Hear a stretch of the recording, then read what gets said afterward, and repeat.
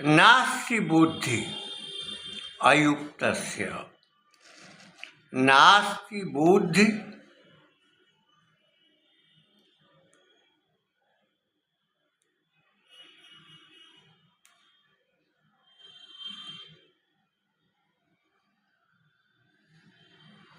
नास्ति बुद्धि अयुक्तस्य न च अयुक्तस्य भावना। न च अभावयतः शांति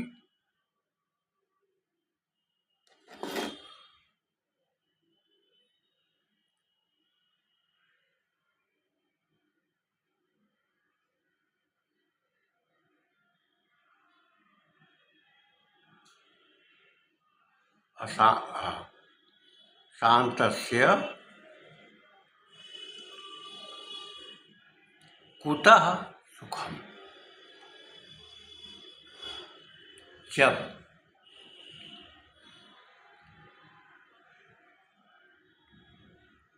व्यक्ति अशांत होता है, उसकी चेतना भी अशांत होती है। जो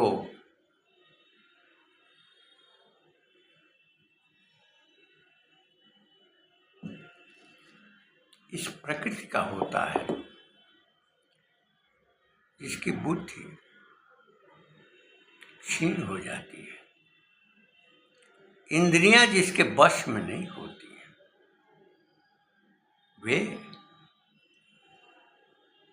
क्रियाशील नहीं हो पाते। पहली प्राथमिकता मेरी दृष्टि में है माननीय मुलायम सिंह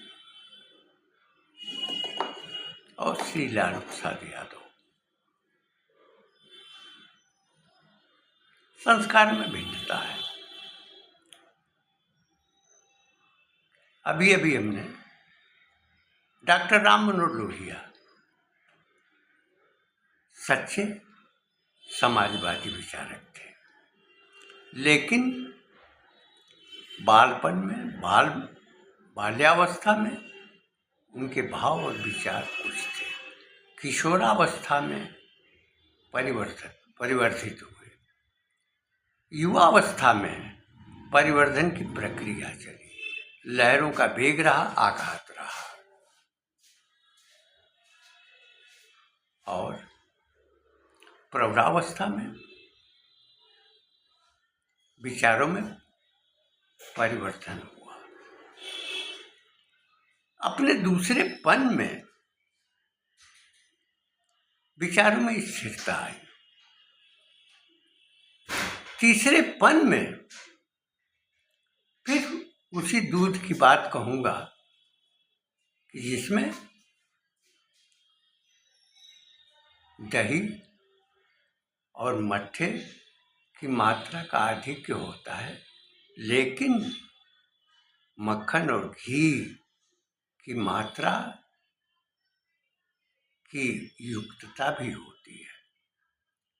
चौथा पन जो है, उसमें विचारधारा और विचारों का समुच्चय रहता है, जो बालायु में बाल्यावस्था के विचारों संस्कारों को स्वीकार करता है, वह उस समय खुश रहता है। जो किशोरावस्था की तड़प होती है, उस समय वह रमता है, तो निसंदेह उसे भी आनंद आता है। और जब युवावस्था में आघात किया जाता है, प्रवाह होता है, तो उसमें कुछ लोग बह जाते हैं। फिर प्रौढ़ावस्था में जो विचार आते हैं, उन विचारों में कुछ परिवर्तन होता है, और अपने तीसरे पड़ाव में व्यक्ति में सोच और समृद्धि का संस्कार होता है। यही स्थिति डॉक्टर राम मनोहर लोहिया में थी। वे समाजवादी धारा के नायक थे और उन्होंने समाजवादी व्यवस्था लागू करने का प्रयत्न भी किया, प्रयत्नशील रहे। लेकिन जब उस अवस्था में गए जहां मक्खन और घी की मात्रा का आधिक्य था, तो उस कालखंड में कार्ल मार्क्स के विचार में बाई इवोल्यूशन और बाई रिवॉल्यूशन दो प्रकार के सिद्धांत उनके हैं। बाई इवोल्यूशन माने समाज को जागृत करके और क्रांति लाना और सत्ता पर नियंत्रण करना। और दूसरे वो कहते हैं कि किंतु यह विश्वसनीय नहीं है, लोग बिक जाएंगे। जैसे आजकल पैसे पर बिक जाते हैं, विधायक हुए, सांसद हुए, जो मतदाता है वो अभी बिकता है। इसी प्रकार से कार्ल मार्क्स ने ये कहा कि बाई इवोल्यूशन समाजवाद सोशलिज्म नहीं आएगा, और यह सच भी साबित हुआ। तो वह अंत में कहता है कि बाई रिवॉल्यूशन यानी क्रांति के द्वारा जब कारखाने बंद होंगे, मजदूर अशक्त होंगे, उनके भीतर विद्रोह पैदा किया जाएगा, तो निसंदेह सत्ता को अपने कब्जे में ले लेंगे, वो कामरेड होंगे। जिस प्रकार से बांग्लादेश के प्रधानमंत्री को आतंकवादियों ने बाध्य करके और भागने के लिए विवश किया, उसी प्रकार के विचार कार्ल मार्क्स बाई रिवॉल्यूशन करता है। तो जैसे यूनुस सत्ता पर काबिज हो गए, तो यह विचार कॉमरेड और युवक और युवती के संघर्ष की कुटिल योजना की रचना थी। तो कार्ल मार्क्स रिवॉल्यूशन की बात करता है, और उसी धारा में जो कम्युनिज्म है, कम्यून का मतलब कुछ लोगों का समूह, और उसी से कम्युनिस्ट होता है, और कम्युनिज्म को चलाने वाला, उसको लाने वाला कॉमरेड होता है, जिसमें जो युवती है वह भी कॉमरेड होती है, युवक होता है वो भी कॉमरेड होता है, जिसकी जीवन शैली जो पशुवत जीवन है, वैवाहिक बंधन में न बंधने का, इसको इरेमांडा ने दर्शन दिया है कि, और उस दर्शन को उपन्यासकार यशपाल ने क्यों फंसे नाम के उपन्यास में व्यक्त किया है। प्रबुद्ध नर नारी एक दूसरे से क्यों फंसे, एक दूसरे को क्यों फंसाएं, स्वच्छंद विचरण करें, यह है यूरोपीय संस्कार, यह है कार्ल मार्क्स के विचार। और उसी विचार में लोहिया भी जो समाजवादी थे वो आए, लेकिन जब उन्होंने अनुभव किया आघात प्रत्याघात पर, तो उन्होंने 1966 में यह कहा कि भारत के लिए राम की मर्यादा, कृष्ण की नीति और शिव का कल्याण चाहिए, और उन्होंने रामायण मेले का आयोजन किया और लगाया। चित्रकूट में भी रामायण मेला होता रहा, और अयोध्या में भी रामायण मेले का आयोजन होता रहा। उनके देहावसान के बाद भी जो उनके सच्चे साधक थे वे उसका अनुपालन करते रहे, जिनसे हमारा संपर्क होता था, क्योंकि संपर्क का से बहुत कुछ मिलता है, बोध शक्ति होती है। जब मैं एमएड कर रहा था तो हमारे निदेशक ने लगभग 80 पुस्तकों की एक लिस्ट थमाई थी और मुझे उस समय जर्मनी, यूरोप के सभी देशों और रूस के दार्शनिकों, अमेरिका के विचारकों का अध्ययन करना पड़ा, लेकिन उन सब का समुच्चय और संक्षिप्त रूप हमारा सनातन स्वरूप हमारे भीतर कायम रहा। इस आधार पर जो हमने अध्ययन किया, जो परिवेश पाया और दिया, उस परिवेश में विविध विचारों वाले लोगों का सामूहिक स्वरूप भी होता था और जो जिस धारा का था उस धारा में रहता था। इसमें संदेह नहीं कि डॉक्टर राम मनोहर लोहिया सोशलिज्म यानी समाजवाद के अंतिम पड़ाव पर वो राम की मर्यादा, कृष्ण की नीति और शिव के कल्याण की कामना करते हैं। यह तो वहाँ पर मिलन हो जाता है जहाँ संघ के संस्कार और डॉक्टर राम मनोहर लोहिया के विचार एक साथ जुड़ जाते हैं और परिणाम होता है विविध प्रदेशों में संयुक्त सरकारों का गठन। उसी के अंतर्गत मुलायम सिंह का जन्म होता है और लालू प्रसाद यादव का, लेकिन मुलायम सिंह भूल जाते हैं उनके उस संस्कार को, उस रामायण मेले को, उस राम को, उस कृष्ण को, उस शिव को, जिसको लोहिया अपना आदर्श मानते थे समाज के लिए, समाज को संस्कृत करने के लिए, समाज को संस्कारित करने के लिए, परिवारों को सुदृढ़ करने के लिए, पारिवारिक संस्कार प्रदान करने के लिए वो भूल गए और लालू प्रसाद यादव भी भूल गए। मुलायम सिंह में दृष्टिबोध था, लालू प्रसाद यादव में हास का भाव था और वे हंसा करके जो कुछ भी अर्जित करना था वो कर लेते थे और फिर वह उसी चाल पर रहते थे जिस चाल पर उनके सहयोगी थे। नीतीश भी उसी धारा की उपज है, लेकिन नीतीश का पारिवारिक चरित्र आज भी विद्यमानता में है, लेकिन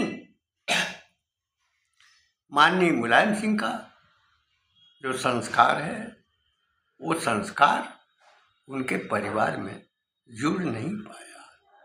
खंडन का, विखंडन का स्वरूप, संप्रदायों को मोहित करना, सांप्रदायिक तनाव पैदा करना जैसे पूर्व में होता था वो आज भी है।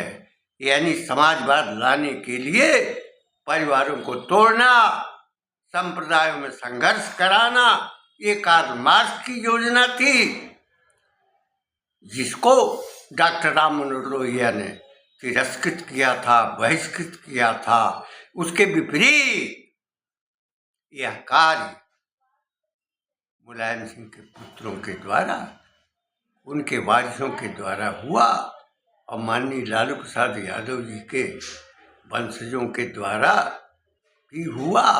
जो चरवाहा विश्वविद्यालय बनाना चाहता था तो चरवाहा विश्वविद्यालय बनाना संस्कृति और संस्कृत परिवेश के लिए तो उपयुक्त था, लेकिन उनके पास विचारों की श्रृंखला नहीं थी और न कोई विचार मंथन करने वाले दिशा बोध करने वाले थे।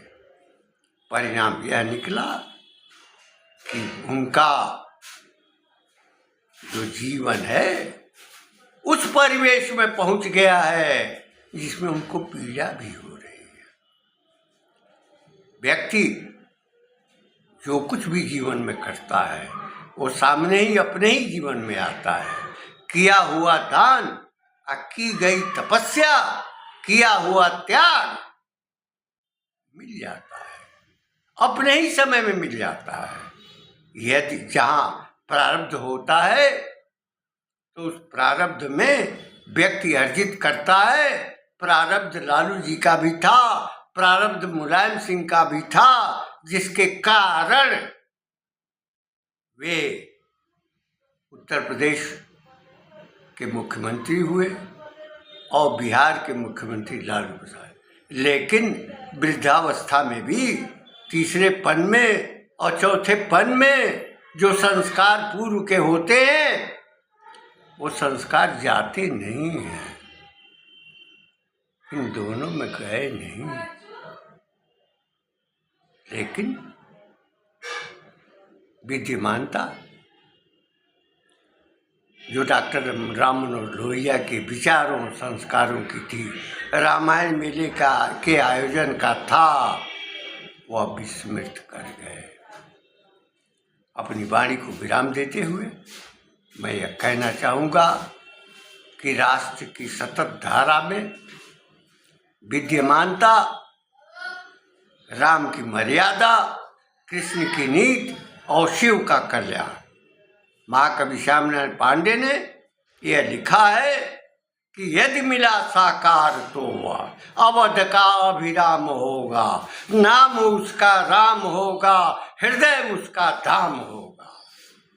इसी विचारधारा में, इसी भावधारा में महाकवि मैथिली शरण गुप्त, महाकवि, कवियों के महाकवि,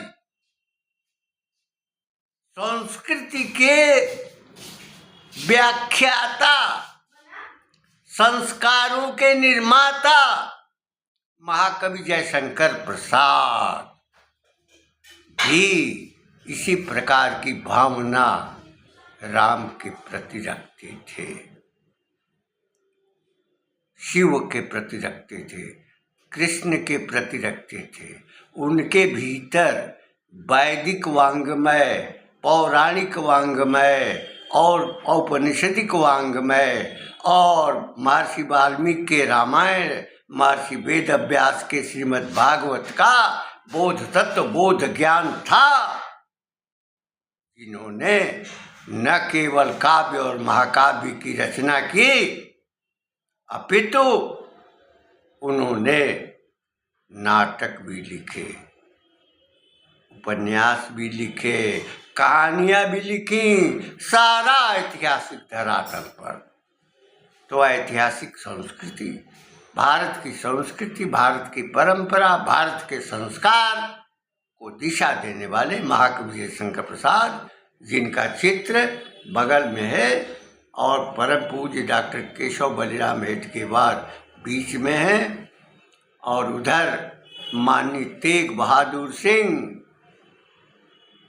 जिन्होंने सनातन की प्रकृति में, वो भी आलमगीर की शासन व्यवस्था में जिन्होंने संरक्षित किया, उनका चित्र लगा हुआ है। और पीछे संत तुलसी का है, जिनकी छाया में मैं अपनी वाणी को अभिव्यक्त कर रहा हूँ, दे रहा हूँ।